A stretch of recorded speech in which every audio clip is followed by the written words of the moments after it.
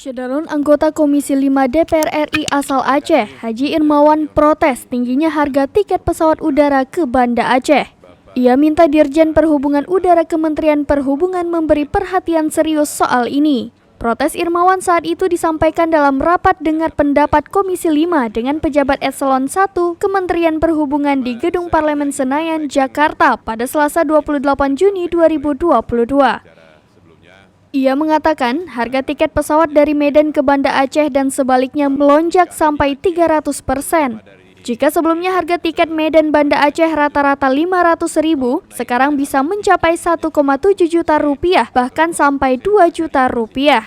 Selain itu, Irmawan juga mempersoalkan tidak adanya pelayanan penerbangan ke beberapa bandara perintis yang sudah dibangun di beberapa daerah di Aceh. Salah satunya bandara di Gayo Lues, sudah lama tidak dilayani penerbangan. Alasannya, pemerintah telah mencabut subsidi. Irmawan kemudian meminta Kementerian Perhubungan kembali memberikan subsidi. Ia mengatakan fasilitas bandara sudah dibangun, lalu apa gunanya jika tidak ada penerbangan ke sana? Kita kaji ulang bagaimana solusinya sehingga ini tidak menjadi beban masyarakat Aceh pada umumnya.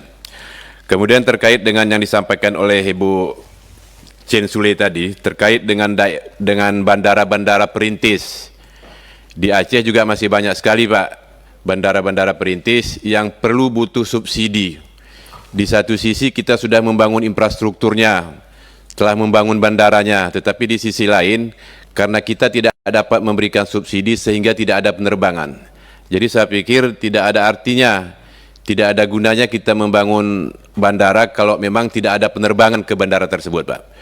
Terutama yaitu Kabupaten Gayo Lues, ada namanya Bandara Blang-Kejeren, sudah berapa kali saya sampaikan Pak. Dulu ada subsidi penerbangan dari Blang-Kejeren ke Banda Aceh, kemudian juga ada subsidi penerbangan dari Blang-Kejeren ke Medan dan sebaliknya. Dan dulu juga sudah saya sampaikan, saya berharap kepada Bapak Dirjen agar dapat diberikan kembali subsidi penerbangan dari Blang-Kejeren ke Medan dan sebaliknya, karena ini adalah salah satu rute yang bisa membantu masyarakat di pedalaman Kabupaten Gayo Lues Pak. Kemudian karena Kabupaten Gayo Lues ini dengan Kabupaten Aceh Tenggara berdekatan, hari ini pengelolaan bandaranya masih di bawah Rembele.